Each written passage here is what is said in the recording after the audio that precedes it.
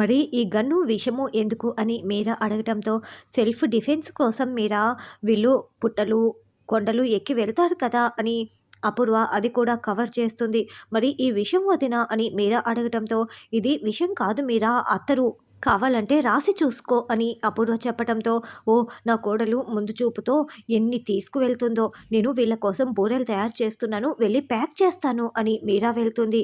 Mummy super mummy భలే cover చేసావు అని నక్షత్ర అంటే మీ అత్తయ్య అమాయకురాలు కాబట్టి నేను కవర్ చేయగలిగాను, ఇంకొకరైంటే మనం చచ్చిపోయి ఉండేవాళ్ళం అని నువ్వు ఇవన్నీ పెట్టుకున్నావు కానీ ఇంకొకటి మర్చిపోయావు, సుత్తి పెట్టుకో, వాడు ఆతమర్చి ఉన్నప్పుడు వెనుక వైపు నుంచి ఒక్కటి నెత్తి మీద బాధేసేయి వాడి పీడ పోతుంది అని అపూర్వ చెప్తుంది.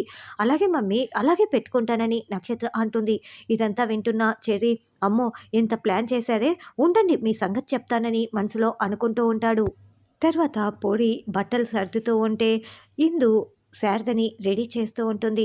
అమ్మ నేను నిన్ను ఒక విషయం అడగాలమ్మా, నువ్వు భూమికి చెప్పాలనుకున్న ముఖ్యమైన విషయం ఏంటమ్మా అని గగన్ అంటే అది ఆల్రెడీ ఇంతకుముందే చెప్పేశాను కదా గగన్ అని శారద అంటుంది. లేదమ్మా నువ్వు చెప్పలేదు, నువ్వు ఏదో విషయం దాచిపెడుతున్నావు అని గగన్ అంటాడు. లేదు గగన్ ఇంకేం లేదు అని శారద అంటుంది.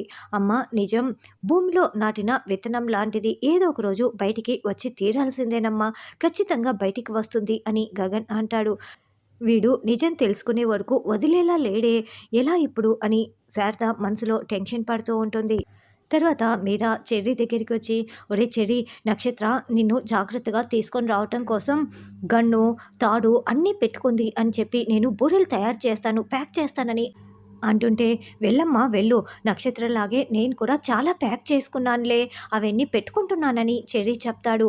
మీరా వెళ్ళగానే నక్షత్ర అక్కడికి వచ్చి రే చెర్రీగా నువ్వేం ప్యాక్ చేసుకున్నావురా అని అడుగుతూ ఉంటే నువ్వు సుత్తి కూడా పెట్టుకున్నావు కదా వెనుక నుంచి కొట్టడానికి, మరి నేను నా జాగ్రత్తలో ఉండాలి కదా, ఇదిగో ఈ బాంబు పెట్టుకున్న తర్వాత ఈ సైనైడ్ కూడా పెట్టుకున్నా, ఇప్పుడు నువ్వు నాపై విషప్రయోగం అన్నీ చేస్తావు కానీ నేను అప్పటికప్పుడే చావను కదా, అవి నాపైన పని చేయటానికి కాస్త సమయం పడుతుంది, ఆ క్షణంలో నేను ఇదిగో ఈ బాంబుకున్న పిన్నుని లాగేస్తాను, అప్పుడు ఇద్దరం చచ్చిపోతాం, లేదంటే ఇదిగో ఈ సైనైడ్ని నీ నోట్లో వేసేస్తాను, నువ్వు అక్కడికక్కడే పుణ్యస్త్రీగా చచ్చిపోతావు, మనం ఇద్దరం చచ్చిపోయిన తర్వాత మన ఫోటోని ఇదిగో ఈ గోడకే తగిలిస్తారు అని చెర్రీ చెప్తుంటే అంటే నువ్వు ప్రీ ప్లాన్డ్గా వస్తున్నావన్నమాట, అయితే నేను హనీమూన్కి రాను కాక రాను, హనీమూన్ క్యాన్సిల్ అని నక్షత్ర అంటుంది. చూడు నక్షత్ర నువ్వు ఇప్పుడు రమ్మంటము వద్దని చెప్పటం అంతా నీ ఇష్టమేనా, నువ్వు కనుక ఇప్పుడు హనీమూన్ క్యాన్సిల్ చేసావనుకో నువ్వు చేసిందంతా నేరుగా వెళ్ళి మామయ్యకి చెప్తాను, మనం మాత్రం హనీమూన్ వెళ్ళి తీరాల్సిందే అని చెర్రీ చెప్పడంతో ఏంటి వీడు ఇలా చేస్తున్నాడని నక్షత్ర టెన్షన్ పడుతూ అపూర్వ దగ్గరికి వెళ్తుంది. మమ్మీ ఏదో ఒకటి చేసి ఈ హనీమూన్ క్యాన్సిల్ చేసేయి మమ్మీ అని జరిగిన విషయం మొత్తం చెప్తుంది. ఓ అవునా అయితే నేను చూసుకుంటాను అని అపూర్వ చెప్తూ ఉంటే అప్పుడే చెర్రీ సూట్ కేసు పట్టుకొని రా నక్షత్ర వెళ్దామని చెప్తూ ఉంటాడు. చూడు చెర్రీ ఇప్పుడు రోజులు బాగోలేవంట, నేను ఇప్పుడే సిద్ధాంతికి ఫోన్ చేశాను, మీరిద్దరూ హనీమూన్కి వెళ్ళకూడదు అని చెప్తుంటే లేదత్తయ్య మేము వెళ్ళి తీరాల్సిందే అని చెర్రీ అంటాడు. అప్పుడే మీరా అక్కడికి వచ్చి ఎందుకు వదినా ఎందుకు వద్దని చెప్తున్నావు, అంతే రెడీ అయిపోయాయి కాబట్టి వీళ్ళు వెళ్ళాల్సిందే అని మీరా కూడా చెప్తుంటే లేదు ఇప్పుడు కనుక వీళ్ళు హనీమూన్కి వెళ్తే దుష్ట సంతానం కలుగుతుందంట అందుకే వద్దు అని అపూర్వ చెప్తుంది. రే చెర్రీ అయితే వద్దులేరా అని మీరా అనడంతో సరే మీరు ఇంతలా బతిమలాడుతున్నారు కాబట్టి నేను కూడా క్యాన్సిల్ చేస్తున్నా అని చెర్రీ అంటాడు. అమ్మాయి నేను లోపలికి రాను కానీ నువ్వు ఒక్కదానివే వెళ్ళి ఆ కెమెరా తీసుకువచ్చేసేయి అని గగన్ ఇంటి బయట కారు ఆపుకొని గోరెంటాకు చెప్తూ ఉంటుంది. పిన్ని ఇప్పుడు కనుక నువ్వు నాతో పాటు లోపలికి వచ్చి కెమెరా వెతకలేదనుకో ఇక్కడే నిన్ను చంపేస్తాను అని అపూర్వ తిడుతూ ఉంటుంది. సరేలే పద అని ఇద్దరు లోపలికి వస్తారు. అబ్బా ఎక్కడ డోర్ లాక్ చేసుకొని వెళ్ళి ఉంటారో అని టెన్షన్ పడ్డాను, లాక్ అయితే వేయలేదు అని అపూర్వ అంటే ఆ టెన్షన్లో లాక్ వేయకుండా వెళ్ళినట్లున్నారు, ఉండు నేను ఫోన్ చేసి చెప్తాను అని గోరెంటాకు అంటుంది.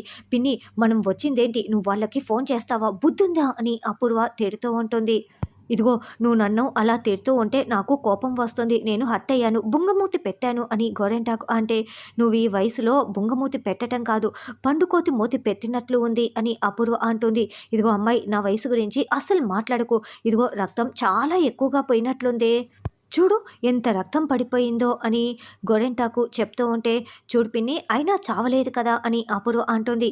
అవును గట్టి పిండమే, భర్త వదిలేసినా చావలేదు, రెండో పెళ్లి చేసుకు చావలేదు, ఇప్పుడు బుల్లెట్ దిగినా చావలేదు అని గోరెంటాకు అంటుంది. సరే ముందు ఆ కెమెరా వెతుకు అని ఇద్దరు వెతుకుతూ ఉంటారు. అపూర్వ పై గదుల్లో కబ్బోర్డ్లలో వెతుకుతూ ఉంటే గోరెంటాకు కింద వెతుకుతూ ఉంటుంది. మొత్తం వెతికిన తర్వాత అబ్బా కనిపించట్లేదే ఏమై ఉంటుంది అని అపూర్వ తల పట్టుకొని ఆలోచిస్తూ ఉంటుంది. పిన్ని ఇక్కడ బ్లడ్ పడింది అంటే ఆ శారద చేతిలో కెమెరా ఉందని వాడు చెప్పాడు కాబట్టి ఇక్కడే ఎక్కడో పడిపోయి ఉంటుంది వెతుకు అని అపూర్వ గోరెంటాకు మళ్ళీ వెతకడం మొదలు పెడతారు. ఇక టేబుల్ కింద పడిపోయిన కెమెరాని అపూర్వ కనిపెట్టేస్తుంది.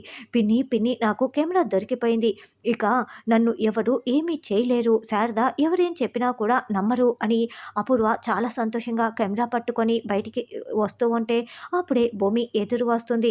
నాకు తెలుసు అపూర్వ, నువ్వు మా అత్తయ్యని చంపాలని చూసావు, నువ్వు ఈ కెమెరా కోసం వస్తావని నాకు తెలుసు, మా అత్తయ్యని చంపాలని చూసింది నువ్వే కదా అని భూమి అంటుంటే, అవునే నేనే అదంతా చేశాను, ఇప్పుడు నా కెమెరా నా చేతికి వచ్చింది, నేను అనుకున్న దానికోసం ఏమైనా చేస్తాను, ఎంతమంది ప్రాణాలైనా తీస్తాను, మీరేమీ చేయలేరని అప్పుడు అంటే, ప్రతి దానికి ఒక ఎండు ఉంటుంది పిన్ని, నీ ముగింపు నేను పలుకుతాను అని భూమి వేలు చూపిస్తూ వార్నింగ్ ఇస్తుంది. ఏయ్ నీలాంటి వాళ్ళని ఎంతమందిని చూసుంటానే, నన్నెవరూ ఏమీ చేయలేరు అని అప్పుడు అంటే, నీకు ఇంతవరకు సరైన పోటీ తగిలి ఉండరు, నేను నీకు సరైన పోటీ అని భూమి అంటుంది. ఆ శారద నా గురించి నిజం తెలుసుకుంది, గండం గడిచిపోయిందని అనుకుంటున్నారేమో, నా గురించి నిజం తెలిసిన ఆ శారదని నేను బ్రతకనివ్వనే అని అపూర్వ అంటుంది. నువ్వు మా అత్తయ్యని ఏమైనా చేయాలంటే ముందు నన్ను దాటుకొని వెళ్ళాలి అని భూమి అంటుంది. ఏయ్ కెమెరా నా చేతిలో ఉందే, ఇప్పుడు నువ్వేం చేస్తావు, నువ్వేమీ చేయలేవు అని అపూర్వ అంటే, చూడు భూమి మా అపూర్వ ఇంతుంది, నువ్వు ఇంతుండవు కాబట్టి అడ్డు తప్పుకో, మేము వెళ్ళిపోతాం అని గోరెంటాకు అంటుంది. మాటలతో వినకపోతే చేతులతో చెప్పాల్సి ఉంటుంది అని భూమి చేయి చూపిస్తూ ఉంటుంది. నిన్ను కొట్టైనా సరే నేను కెమెరా తీసుకుంటాను అని భూమి అంటే, ఏంటే నన్నే కొడతావా, కొట్టు చూద్దాం అని అపూర్వ అంటే, అమ్మాయి అవసరమా, ఇంతకుముందు ఆల్రెడీ నిన్ను ఒకసారి కొట్టింది కదా అని గోరెంటాకు అంటే, నోరు మూయి పిన్ని, ఏంటే కొట్టవే చూద్దాం అని అపూర్వ అంటుంది. అప్పుడు అపూర్వనే భూమిని కొట్టబోతూ ఉంటే భూమి అపూర్వ చేతిని అడ్డుపట్టుకొని ఒక్క పీకు గట్టిగా పీకటంతో అపూర్వ అక్కడ డైనింగ్ టేబుల్పై పడిపోతుంది. నన్నే కొడతావా అని అపూర్వ అరుస్తూ ఉంటుంది.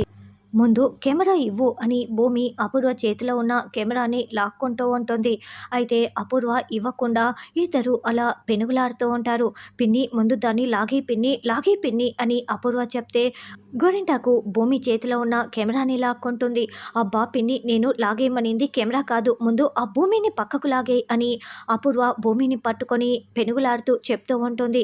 అయ్యో అమ్మాయి నేను ఇంకా కెమెరాని లాక్కోమని చెప్పావనుకున్నా, సరేలే భూమినే లాగేస్తాను అని తోసుకుంటూ ఉంటారు.